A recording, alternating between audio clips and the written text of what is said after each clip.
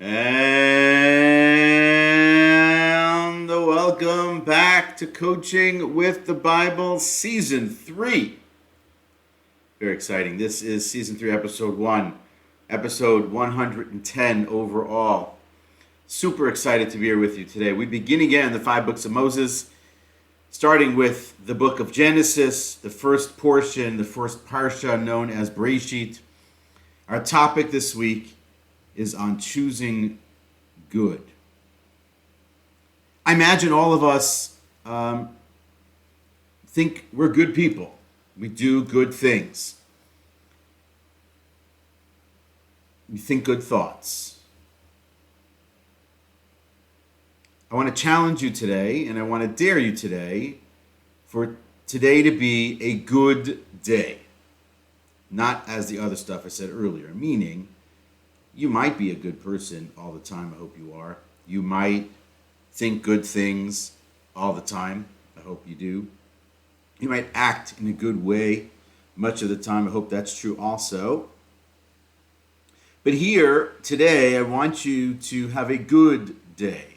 When I say a good day, I mean mentally a good day. Every time something comes your way today, I dare you, I challenge you to see the good in it, to choose the good in that situation, to pull the good out of the bad in that moment.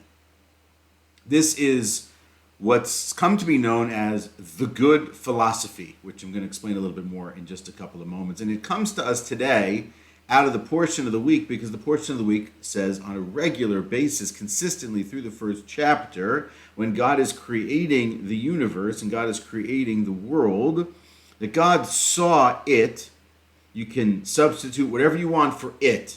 It is the light. It is the grass. It is the heavens. It is the animals. It is humanity. And God saw and thought it was good. The word good there, the Hebrew term is tov.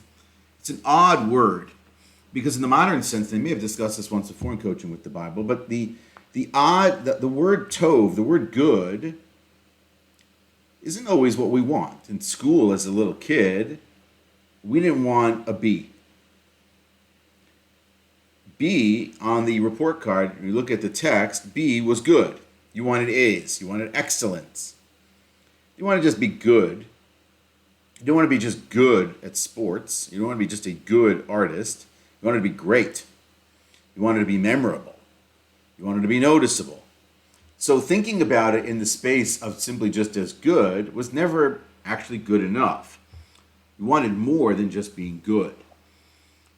When the Bible uses the term good, so a lot of the commentaries do their best to explain that word in a way that it means perfect, that it was good means that it came out the way God had intended.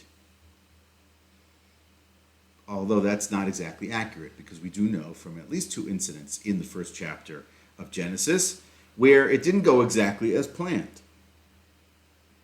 God wanted a tree to be the fruit, taste like the fruit, and actually produce fruit, and that's not what happened. The tree produced the fruit tastes like the fruit, the tree tastes like a tree. It didn't listen to God. It's an odd thing. Yet, that day was good. The next day, God creates the heavenly bodies, the sun, the stars, the moon. The commentaries tell a story about the fact that initially the sun and the moon were the same size and the moon complained, and then God made the moon smaller. And now we have a smaller luminary in the sky and a big luminary in the sky. And so it didn't come out exactly as planned, yet still good. So how are we supposed to think about that kind of stuff?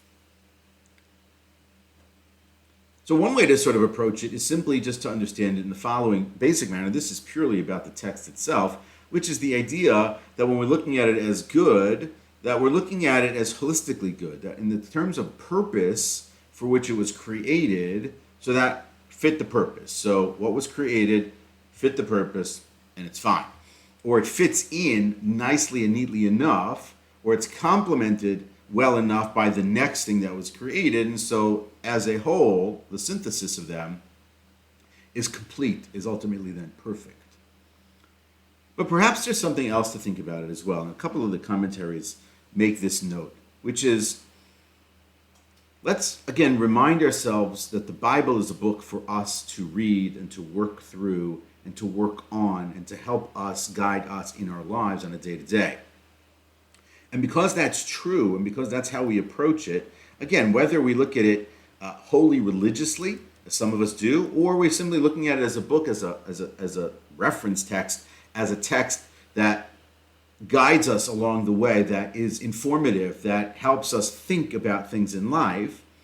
So for a moment, if you can, pull God out of the picture and put yourself into the picture. And when you're creating something, whatever it is, so you're starting a business, you're building a team, you're starting a family, starting a community, and you're the creator. So you're bringing it to be from, let's say, nowhere. It's your idea, and now you're putting that idea into execution. Will everything that you've done in the course of that building be perfect? No. Will you still look at the sum of the parts, ultimately, hopefully, and see it as good? I would imagine so, obviously, if it's successful. But even if it's a failure, you could look at it as good as well. See, the reality of it is when we look at the things that God created and we look at them maybe in a vacuum and we separate them out and we look at maybe, let's say, a snake, or we look at some other ferocious animal, or we look at certain other things that are created and we can't figure out for what reason they have a purpose in the world. So we think that's not good.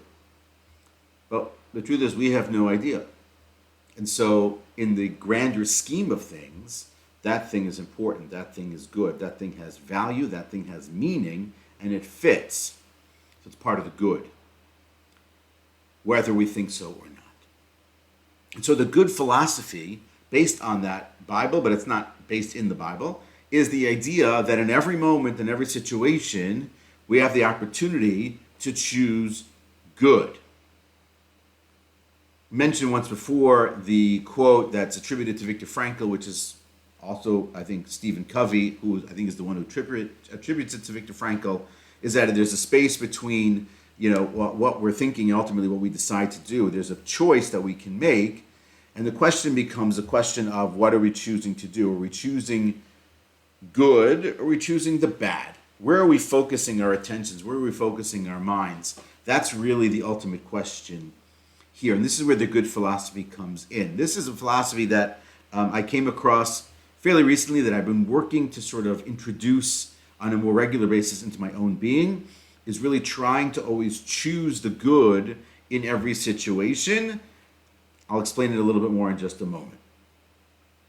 The philosophy is attributed to today to a gentleman by the name of Jocko Willink, who is a very well-known podcaster, and he's fairly well-known as a former Navy SEAL and the author of the book Extreme Ownership. It's a sense of accountability and responsibility in a person's life.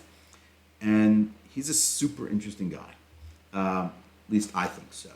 And so he has this idea, what's called the good philosophy. The good philosophy is basically this idea that at every moment, in every situation, we have the opportunity to choose the good. And so he tells a story that when he was in the military as a SEAL, he was a commander in the SEALs, and people would come to him with a problem that was going on. We don't have enough equipment. We don't have this. We have an issue. I have an issue. They knew his answer was going to be good. And he explains that it's not the sense that, I'm denying reality, or I'm going to be Pollyanna-ish about this, or I'm going to just ignore the bad that's here. It's not that at all. It's accepting reality. It's an assessment of reality. And in there, realizing and always appreciating that there is good in every situation. There's a way to pluck the good from the bad in each of those situations and choose to live by the good in those situations. That is not easy. That is a certain mindset that one needs to develop and needs to cultivate over the course of weeks, months, years, to put themselves in that kind of a position. but it's doable. Typically speaking, when something goes bad, many of us are immediately ready to go down the rabbit hole with it and curl up in a ball and just weep over the situation. And so we get knocked down pretty quickly. I talked last year about getting knocked down in the story of Cain. But here, it's a question based on how God is operating at the beginning of the Bible, and the question then of how are we going to operate with respect to what we're doing in our own lives. And so in the same way that God seems to accept the behavior of the tree, the behavior of the moon, and accepts that there are basically two levels in that creation. There's what God maybe had initially intended, if we can say it that way, and what actually happened. And both are good because we choose, or God chooses to look at it and think, this is still good. This is still part of the plan. This still works towards our ultimate purpose. So it never goes perfectly, but it's good for what we want to do. And so Jocko has this idea that what we have to do, and this is how he explains it, is to assess and accept the reality. Now we choose the good. We have to find the good. We have to choose the good in that situation.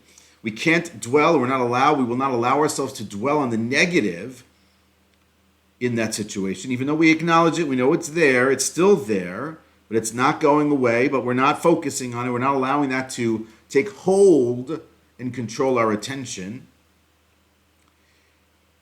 And now we want to operate in the space of the good that can actually come up. What are the things that can happen that can be good here? And how do we move into that space and get there? So if it's the case that you got fired, lost your job, let go, didn't win the championship, good. More opportunity to practice, opportunity to get a different position, a better position, a bigger position. That's a certain philosophy. It's a certain method of thinking. It's a certain mindset. And ultimately what we're trying to do here, for me, at least in season 3, I'm trying to think about how can we make our own lives better? What can make it better? And having a better mindset about what we can do and what we can control, what we have control over in life, can make life ultimately better. Our thoughts on this, our mindset about it, is a magnet for the next thought. So if we're going to choose the good in these situations, then the next thought that comes to us will be the good thought. We can block out or deflect the negative that's going to come our way, and we can focus in on the good that's going to come our way in there as well. This is not new in our history, in Jewish history. In the Talmud, there's a person by the name of Nahum Ish Gamzu. Nahum, the man of Gamzu. Gamzu, his nickname or his name became, this too is for the best. He approached everything from a positivity standpoint. One could approach this in thinking about positive psychology or positive mindset. He certainly straddle along the same lines. But his notion was, this is good. It might look bad, it might look bleak, but this is good. All the stories about him in the Talmud are based in the idea that whatever circumstance came his way, his mindset, his thinking, his actions, his speaking, his words, as he put them out there, as people accepted them and received them and experienced them from him, was that everything is good, even if it looks bleak or if it looks bad. How is it good? I don't know, right? He didn't know either. He had a lot of faith in God. That's fine. But from the standpoint of what we're trying to do here is not simply or only just to have faith in God, but when we're acting, we're operating on then what is it that is good. We're not woe is me, and we're also not on the flip side denying, the negativity and thinking, oh, the world is wonderful, and life is perfect, and life is amazing. No. Accept reality for what it is, and now choose the space where you want to do good. I bring it here also this week, sort of an experience that I had, something work-related, where something didn't go the way, let's say, the team wanted it to go at work. And it was disappointing. It was upsetting. I was really not happy about it. And I was, admittedly, over the last couple of weeks, stewing over this matter. I was trying to work it through in my own mind. I was trying to work it through in how I operated and interacted around people and with people around it. It's not something I necessarily did. It's not something I had any role in, but it was something that's going on. And then I had an opportunity this week at a meeting to open the meeting and talk about really anything. It's sort of how we do some of our meetings. We have what's called a segue at the beginning of a meeting. It's a really great way to sort of open a conversation around something off topic or personal, good or bad. And when we do sort of these meetings, planning meetings like this, we talk about what was the best or the worst, whatever thing that it is. And I chose to view this thing that I really felt was a negative for us, and I chose to look at it as this is good. So I was implementing on Jocko's philosophy, on the Nachum, this too is for the best philosophy as well. Ish Gamzu, the man of Gamzu, this is also good, because I can choose that. I didn't choose it originally. I wouldn't have preferred that be the situation, but that is the reality, and accepting the reality as it is, and then operating on it as this is good because of X and Y and Z in the future. This is how we can avoid it in the future. So we're better, smarter, stronger, mettled, focused in a different way, ready to tackle things in a new manner. That's a much better, much healthier, much more powerful, and ultimately, I think, a more successful mindset about what we're trying to do. And that's where the operation of it, or the execution of the good philosophy, is really what we want to do. We want to train our brains to think this way. We want to move our minds into a space where we can also do this. We don't want to live in the negativity, because we can, and we know that we could, and that we have in the past. We don't want to overthink everything, but we need to practice, and we need to work on how this gets done. And so what I want you to think about is the following thing. Here's my challenge to you. I want you to dare to be good today. Good, I don't mean simply just being good to other people. Dare to be good in your mind today. Dare to choose when the moment comes up today where someone cuts you off, where that phone call doesn't go the way you want it to go, where the deal doesn't exactly come through the way you want it. I dare you, I'm challenging you today to choose the good in that moment, and then to see how that feels for you. Again, no judgment, just acknowledge what's happening there, and how did that go for you? Was it easy to do? Was it difficult to do? What did you come up with for the good?